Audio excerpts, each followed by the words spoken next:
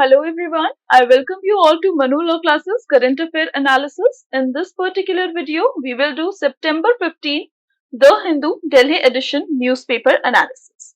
So our first news is coming in from the Delhi section, and here the Lieutenant Governor has launched an anti-corruption portal. So the Lieutenant Governor V.K. Saxena, he has launched an anti-corruption portal on September. He will launch actually on September 21 from the Raj Niwas. And after the launch of this portal is named as Vigilance Complaint Information Management System portal. After the launch of this particular portal, the complaint will be received in physical form, will not be accepted by the departments concerned. For example, if you want to submit any report of anti-corruption, you cannot submit it offline, you can only just submit it online form, so that the transparency can be maintained and no one can deny that this particular case was not in their ambit. So this is the main idea behind that, and that's why this particular portal has been launched. So here the department concerned and the vigilance directorate, they will only get kind of online complaint, so that there can be a faceless inquiry and faceless complaints can be filed. Faceless system. So to ensure that only genuine complaints are filed, the complainants will have to mandatorily submit an e-undertaking, and that can be prosecuted under section 182 of the IPC for giving false information to public servants. So that there is a kind of actuality that can be judged, because case कितना original है, case कितना duplicate है, ये इससे पता चल जाएगा जब आपको एक ई अंडरटेकिंग लेना पड़ेगा, और वो आपके सेक्शन 182 ऑफ द आईपीसी के अंडर आएगा। और अगर आप गलत इंफॉर्मेशन देंगे या किसी की इमेज को मलाइन करने की कोशिश करेंगे तो आपके ऊपर भी एक्शन लिया जा सकता है। इसके थ्रू आपका जो भी एक करप्शन का चार्जेस है वो फेयर तरीके से लोगों तक, लोग अपने कंप्लेन को लिख पाएंगे ऑनलाइन मोड के थ्रू, और यहाँ पे आपको एक फेसलेस इन्वेस्टिगेशन मिलेगा। आपको नहीं पता कि आप किसके कौन कंप्लेन कर रहा है या किसके पास ये केस जा रहा है, ये सब आपका नहीं पता होगा, जिसके चलते ट्रांसपेरेंसी मेंटेन की जाएगी। So this is about this new portal. Next news is about an appointment. Arvind Singh, he took charge of the DPCC chief. So here the Delhi Pradesh Congress Committee, it has been taken under the charge by the Arvinder Singh. Only this much is important. Now moving further toward our next important article, that is about the Bharat Mandapam. We know that in G20 summit there was a new Bharat Mandapam which was created as the venue of the G20 summit.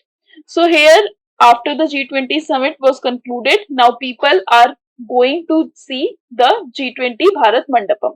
So here many people visited it, and what are the important points or what are the important attraction in this particular Bharat Mandapam is the digital museum, G20 digital museum. ये आपका cultural corridor और digital museum, ये आपका एक main attraction है inside the complex, and this complex also has digital India experience zone, जो कि आपका जितना भी टेक्नोलॉजिकल एडवांसमेंट हमने अभी तक किया है कंट्री के अंदर वो दर्शाता है।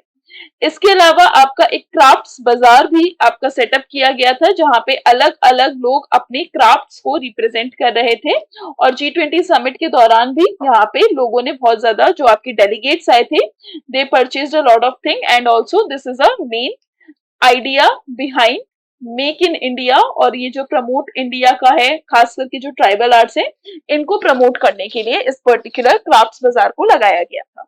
The next point is about the Tandav pose Lord Shiva. This is what we call Nataraj pose या नटराज स्टैच्यू। नटराज स्टैच्यू जो है इसमें आपके तांडव में पोज करते हुए भुजंग त्रषिता इनका पोज है, भुजंग त्रषिता, और यहाँ पे ये world tallest Nataraj statue establish किया गया है भारत मंडपम के सामने। So these are the main attraction you should know. These are the main point which has been built for the G20 summit. Next is about Bhagmati river. So here the Bihar's Bhagmati river Here there is school attending children, they got lost in this particular river. So this is not that important. You should only know that Bhagmati river is located in Bihar, because sometimes question is being asked on the location and the state. So on that ground, you should know about the Bhagmati river. It flows through Bihar. The next important question topic is the government to explain the SC pricing of the life-saving drugs. So here the union government has agreed to place a record in the Supreme Court of its mechanism for controlling the price of the life-saving and essential drugs. Essential drugs ऐसे drugs होते हैं जैसे for example किसी को TB है या किसी को मलेरिया है या आपका ऐसी जो डिजीजेस हैं या मैक्सिमम लोगों को हाइपरटेंशन होता है, ब्लड प्रेशर होता है, तो इसके जो ड्रग्स होते हैं they are called life saving drugs and essential drugs, they are required. तो यहाँ पे ये जो आपका DC DPCO that is the drug price control order 2013, इसके अंडर आपकी ऐसी ड्रग्स को रखा जाता है। These are called essential drugs and they are required for the treatment of critical patient as well as they are the basic minimum drugs which is required for saving the life. तो ये जो आपका DPCO है इसके under इस सारे drugs को list किया जाता है जिनको हम कहते हैं एसेंशियल ड्रग। और ये जो एसेंशियल ड्रग होते हैं एक सीलिंग लिमिट से ऊपर इनका प्राइस नहीं बढ़ाया जा सकता। तो यहाँ पे ये जो डीपीसीओ है ये मेंटेन कौन करता है? NPPA, that is the national pharmaceutical pricing authority.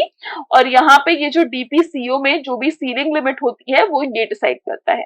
तो हेल्थ मिनिस्ट्री ने अभी कहा है कि they have been able to cap the ceiling prices of 651 out of the 870 essential listed drugs under the national list of the essential medicine। और इसके चलते इन्होंने जो प्राइस जब आपका लिमिटेड रहेगा तो ज्यादा लोगों तक इसका एक्सेस पहुंच सकेगा। And one more thing, these are usually generic drugs. Generic drugs क्या होते हैं? सपोज कीजिए एक पैरासीटामोल है, ये आपका नॉर्मल पैरासीटामोल के नाम से बिक रहा है।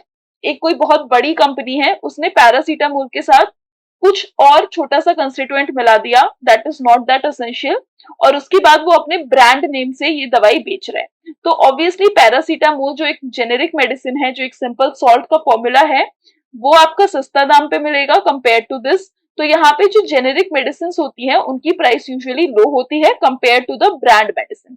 और यहाँ पे यही काम करने के लिए आपका एक लिमिट या सीलिंग लिमिट लगाया जाता है इन एसेंशियल मेडिसिन पे, जो कि आपके डीपीसीओ के अंडर कैटेगराइज्ड होते हैं। ये मेडिसिन पे आपका एक सीलिंग लिमिट लगेगा। साथ में यहाँ पे कुछ ऐसे like formula, it has said that the formula institutionalized super profit to guide the price control and excluded the price control life-saving medicine for disease such as malaria, TB, and excluded all the fixed dose combination which amount to 50% of the market। जैसा मैंने अभी आपको बताया कि कुछ छोटा सा constituent add करके ये अपना पेटेंटिंग करवा लेंगे और उसके बाद ये अपना दाम जो होगा इस पर्टिकुलर मेडिसिन का बहुत हाई बेचते हैं। तो ये जो थोड़े छोटे छोटे फॉर्मूला को ऐड करके इतना हाई दाम जो होता है, इसके चलते जो नॉर्मल लोग हैं, जो गरीब लोग हैं, वो इसको अफोर्ड नहीं कर पाते। So that's why the government is saying that you should go for the generic medicine and you should control the pricing of these drugs, जो कि खास करके जैसे malaria, TB, AIDS, diabetes, hypertension, anaemia, इन सारी बीमारियों के लिए जो आपकी मेडिसिन रिक्वायर्ड होती है उनका जो प्राइस लिमिट है उस पे आपको एक सीलिंग लगाना पड़ेगा। So this is about the life-saving drugs, DPCO and NPPA. Moving further toward our next news analysis that is coming in from the Ponzi scheme. Actor Govinda, he is likely to be connected with the online Ponzi scheme. So here actor Govinda, he is likely to be quizzed in connection with the online Ponzi scheme. ये news हमने पहले भी discuss की है कि economic offences wing जो है उड़ीसा की, उन्होंने समन किया है गोविंदा को, मतलब इन्होंने एक पॉन्जी स्कीम को पकड़ा था इकोनॉमिक ऑफेंसेस विंग ने, और उसी केस में यहाँ पे इन्होंने गोविंदा को समन किया है क्योंकि इन लोगों को लग रहा है कि इस ऑनलाइन पॉन्जी स्कीम को बढ़ावा देने के लिए गोविंदा ने एक बहुत बड़ा रोल प्ले किया है। अभी कौन सी पॉन्जी स्कीम है? This is Solar Techno Alliance Ponzi scheme. तो यहाँ पे ये जो आपकी कंपनी है सोलर टेक्नो अलायंस, इसको 2021 में लॉन्च किया गया था by Hungarian national debit gas. और इसके बाद ये आपका एक one stop solar technology service provide करने के लिए इस कंपनी ने काम किया था। साथ में इन्होंने बहुत ज्यादा मार्केटिंग स्कीम्स इंडिया के अंदर यूज की थी, जैसे कि in the garb of crypto token to get the around RBI regulation. तो इसके थ्रू इनके पास बहुत ज्यादा फंड इकट्ठा हो गया था। For example they are asking people to deposit money and then they will return with very high interest rate या very high money will be get back to the people. So इसके through इनका जो 1000 करोड़ का worth हो गया था और 2 लाख लोगों ने including over 10,000 investor from the Odisha, they have invested in this particular Ponzi scheme and these members were promised कि they will earn $20 to $3,000 per day अगर इन्होंने मेंबर इस पर्टिकुलर स्कीम में इन्वेस्ट किया और ज्यादा लोगों को ऐड किया। This is called also network marketing भी बोला जाता है इसको, कि आपका नेटवर्क बनाना होता है। For example if I am the member of this Ponzi scheme, I will ask 2 to 3 people to join this scheme, then they will ask 3 to 4 people to join this scheme। तो इसके through एक network बनता है। तो यहाँ पे आपका इसी टाइप की स्कीम थी ये आपकी सोलर टेक्नोलॉजी या टेक्नो अलायंस की। और इसमें कहा गया है कि जो गोविंदा थे he was the chief guest at the STA promotion event which was held in Goa on July 30 और इसके थ्रू यहाँ पे गोविंदा जो है उनको समन किया गया है। So this was about this whole news. You should know about Ponzi scheme, about the network trading. ये सब होते क्या है? तो पॉन्जी स्कीम यही होते हैं कि आपका फॉल्स प्रॉमिस किया जाता है इन स्कीम्स में और यहाँ पे आपका बोला जाता है कि बहुत आपको हायर रेट ऑफ इंटरेस्ट मिलेगा या हायर इनकम मिलेगा after you invest. And second important thing is about this particular Solar Techno Alliance, इसके बारे में याद रखिएगा क्योंकि इट कैन बी आस्क्ड, बहुत ज्यादा न्यूज में है, so it can be asked. Next news is about there was a widespread protest as Odisha government drops college polls again. This was news. Now there is another very important news coming in from the Bharatiya Nyaya Sanhita bill. So here animal right activist इन्होंने अपना concern जाहिर किया है कि there is absence of any provision to address the sexual crime against animal in the भारतीय न्याय संहिता bill 2023। ये basically आपका भारतीय न्याय संहिता बिल जो है ये आईपीसी को रिप्लेस करेगा और इसमें कोई भी ऐसा सेक्शन नहीं है कि जो आपका सेक्सुअल असॉल्ट एनिमल्स के साथ होता है उसके लिए कोई ऐसा प्रोविजन बनाया जाए। तो यहाँ पे 2018 के जजमेंट में there was removal of the portion of section 377 of IPC which decriminalize sex between the consenting same gender adult but it does not address the question of bestiality। ठीक है, तो यहाँ पे जो सेक्शन 377 है आईपीसी का वो पनिशमेंट प्रोवाइड करता था those who are engaging in bestiality और यहाँ पे कहा गया है कि कोई भी अपना वॉलंटरी इंटरकोर्स करता है against the order of the nature with any man, women, animal, he shall be punished with the imprisonment for life or imprisonment of either description for the term which extend till 10 years। For example जो आपका section 377 था ये homosexuality को भी आपका criminalize करता था। ठीक है, तो यहाँ पे आपका सेक्शन 377 इट वाज रिमूव्ड और साथ में यहाँ पे सेक्शन 377 में सिर्फ होमोसेक्सुअलिटी की बात नहीं की गई थी, against the order of nature कोई ह्यूमन अगर एनिमल के साथ इंटरकोर्स कर रहा है तो इसके अगेंस्ट भी यहाँ पे प्रोविजंस थी।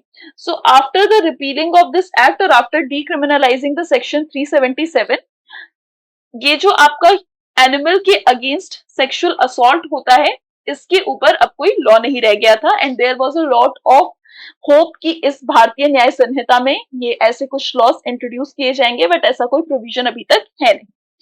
रिसेंट पास्ट में हमें देखने को मिला है कि there are a lot of sexual abuse of the animals और कुछ लोग a man who was booked under section 377 और इसके जो रिलेवेंट प्रोविजन थे जो आपके prevention of cruelty to animal act में आते हैं 1960 में for sexually abusing a female dog, तो इसको इस चार्ज में रखा गया था। So just remember about these important laws which is mentioned prevention of cruelty of animal act or section 377 of IPC, and soon we will see maybe this particular clause will be added in the new Bharatiya Nyaya Sanhita.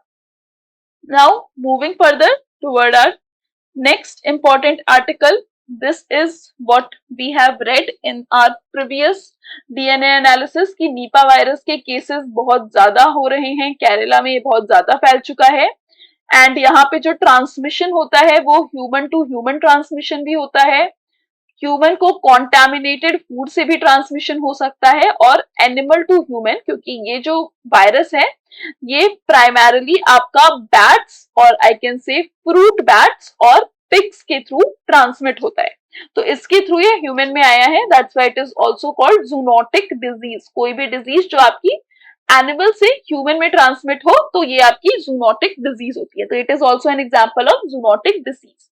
तो यहाँ पे Nipah virus के cases अब centre, पहले तो हमें पता था कि केरला में ही स्प्रेड हो रहे हैं, but now there is also a news कि आपके सून ये बहुत जल्दी स्प्रेड हो जाएंगे बहुत सारी जगहों पे, तो इसीलिए इसके ऊपर अब स्टडी करना स्टार्ट कर दिया है जो आपकी नेशनल इंस्टीट्यूट ऑफ वायरोलॉजी है। एक तो ये पॉइंट याद रखिएगा, national institute of virology is located in Pune, और इन्होंने एक मोबाइल टेस्टिंग लैब जिसमें बायोसेफ्टी लेवल 3 स्टैंडर्ड को मद्देनजर रखा हुआ है कोझिकोडे में स्टैब्लिश किया है, और उसके थ्रू यहाँ पे जो टेस्टिंग हो रही है वो बहुत रैपिडली हो रही है, तो जिसके चलते ये जो आपका बीमारी है ये केरला तक ही सीमित रहे, पूरे इंडिया में ना फैले।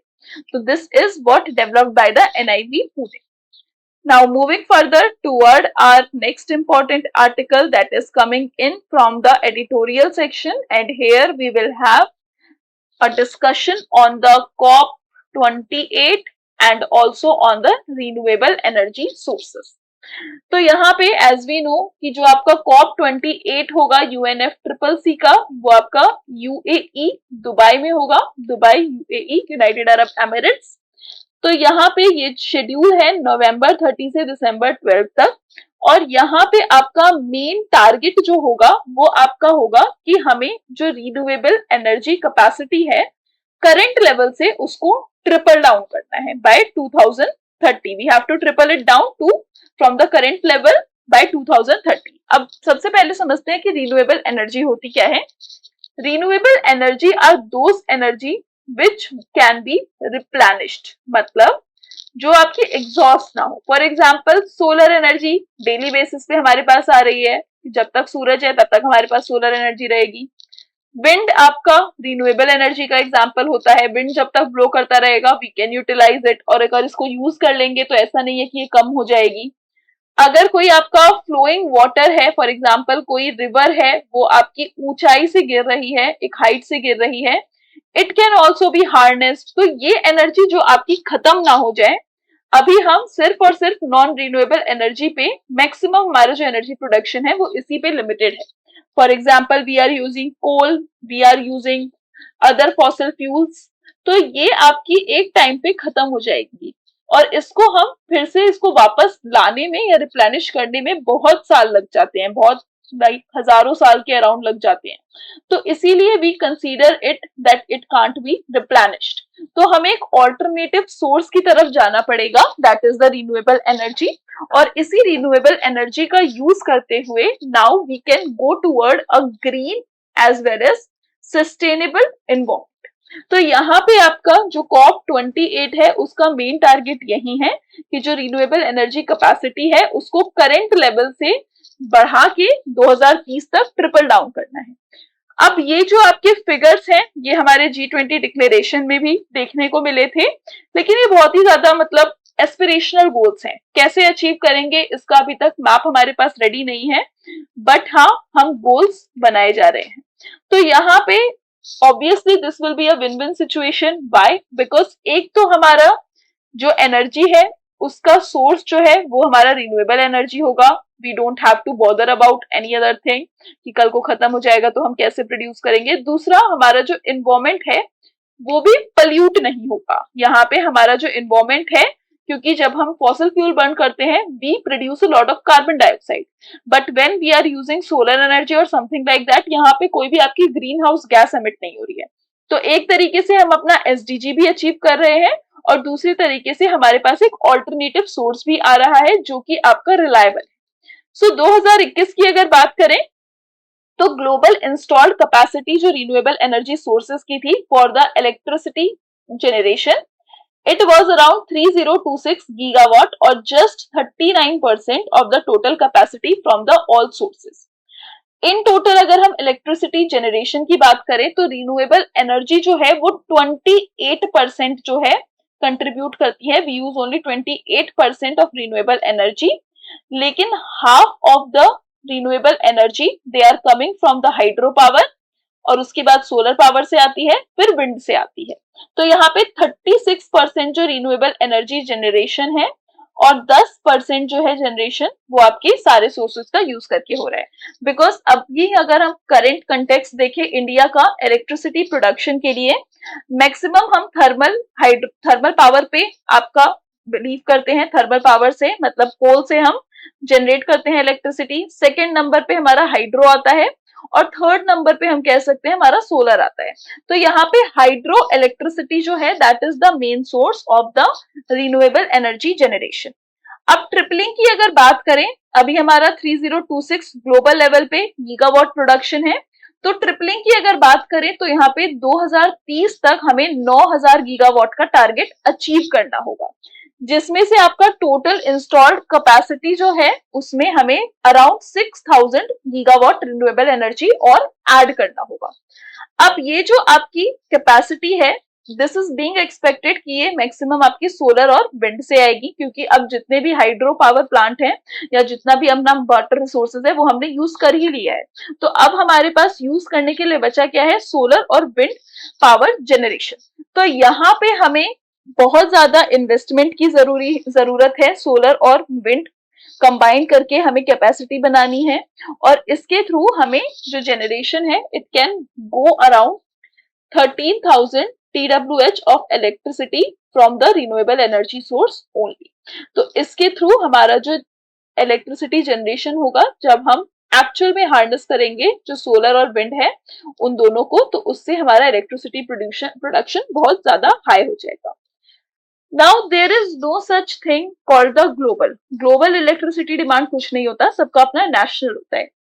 इलेक्ट्रिसिटी डिमांड जो है वो कंट्रीज की अलग अलग होती है एंड दे आर डिफरेंशिएटेड और इनका ग्रोथ भी अलग अलग होता है। फॉर एग्जाम्पल इलेक्ट्रिसिटी कंजम्पशन 2010 से 19 के बीच में अगर चाइना में देखेंगे और इंडिया में देखेंगे तो ये आपका 6.6 एंड 6.3% से बढ़ा है।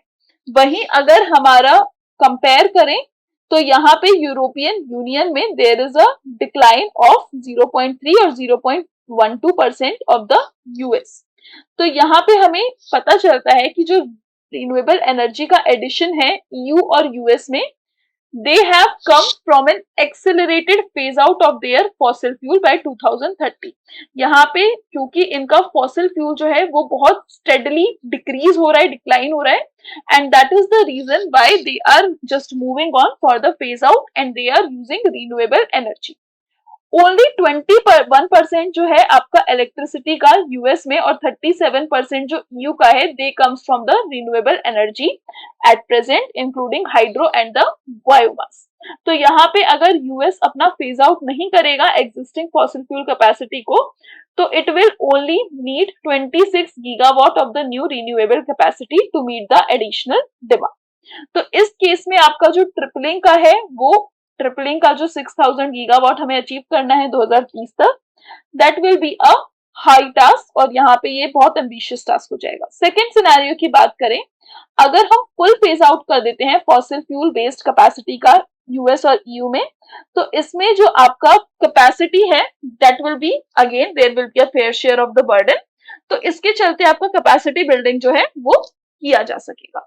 नाउ COP28 जो है it just call out for the global target which comes with a severe lack of transparency to its origin। अगर हम IRENA का रिपोर्ट देखें that is the International Renewable Energy Agency, तो यहाँ पे ये कहता है total renewable power capacity to more than triple by 2030 compare to 2022 level to over 11 TW globally. यहाँ पे IRENA की वेबसाइट जो है उसमें आपका प्रपोज्ड COP28 का टारगेट लिखा हुआ है और ये IRENA की एनालिसिस जो है उसमें ये दिखाता है कि मैक्सिमम जो नॉन रिन्यूएबल एनर्जी कैपेसिटी है that is added by 2030 in developing region. तो 2030 तक अगर हम 80% पावर जनरेशन कैपेसिटी सब सहारन अफ्रीका में लाएं रिन्यूएबल एनर्जी सोर्सेस का compared to only 70% of the EU, so we will be able to achieve this much of target. Now, in these specific areas, sub-Saharan Africa या ये सारे जो areas हैं, यहाँ पे एडिशनल प्रॉब्लम है क्योंकि रिन्यूएबल एनर्जी जो होता है वो बहुत ही ज्यादा एक्सपेंसिव सोर्स होता है। तो अगर हम ईयू या आपकी यूएसए ये ऐसी कंट्रीज हैं जो इसको अफोर्ड कर सकती है, बट जो आपकी अफ्रीकन कंट्रीज हैं और कुछ एशियन कंट्रीज हैं they can not afford that much. तो इसके ऊपर भी हमें बात करने की जरूरत है। We need to ensure transparency in these methods.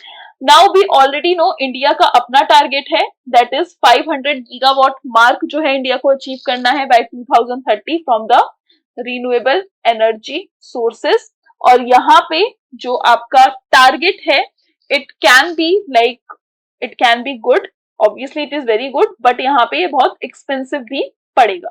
तो हमें अराउंड 100 बिलियन जो आपका क्लाइमेट फाइनेंस है हर सेक्टर से यूज करना पड़ेगा for the renewable energy capacity.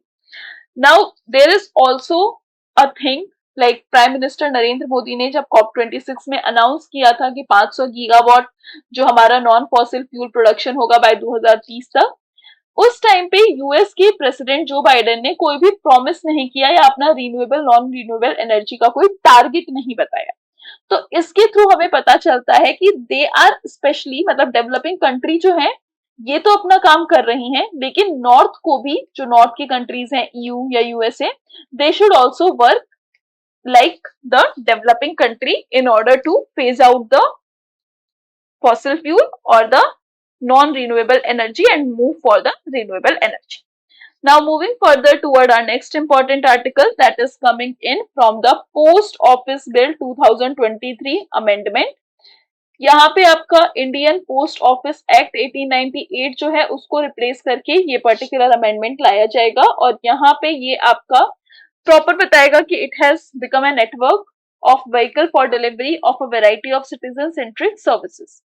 1898 का जो एक्ट था ये सिर्फ और सिर्फ मेल सर्विसेज पे बात करता था, लेकिन जो आपका नया बिल है it authorizes the Director General of the Post Service to make regulation related to activities necessary for providing various such services such as the central government may prescribe to fix the charge. Earlier, there was a charge which was fixed by the central government. Now, with the introduction of this new bill, the deciding factor of the charge is completely depending on the market standard और यहाँ पे post office खुद से अपना charge define कर सकते हैं so that they can be more competitive. अब यहाँ पे अगर नोटिफिकेशन की बात की जाए तो यहाँ पे आपका एक और चीज कहा गया है, it is also empowering officer to cause any item in course of the transmission by the post office to be intercepted, opened, detained in the interest of the security of state, friendly relation, foreign state, public affair, emergency or public safety. For example, if someone is transporting drugs or something like that, कुछ ऐसा जो आपका illicit trade हो रहा है, तो इस case में यहाँ पे ये बिल ऑथराइज करता है कि जो पोस्ट ऑफिस है वो खोल के इस पर्टिकुलर पार्सल को देख सकता है।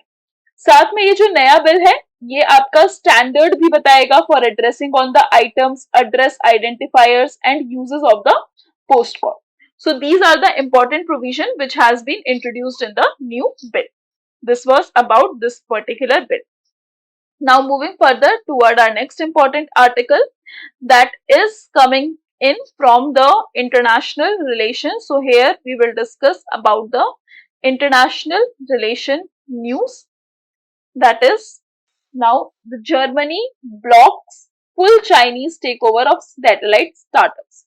So here Shanghai Spacecom satellite technology, it holds about 53% of the KLEO connect और यहाँ पे Germany Space Telecommunication Company जो है they wanted to acquire around 45%. तो अब आपका यहाँ पे Germany claim कर रहा है full Chinese takeover of the satellite startup.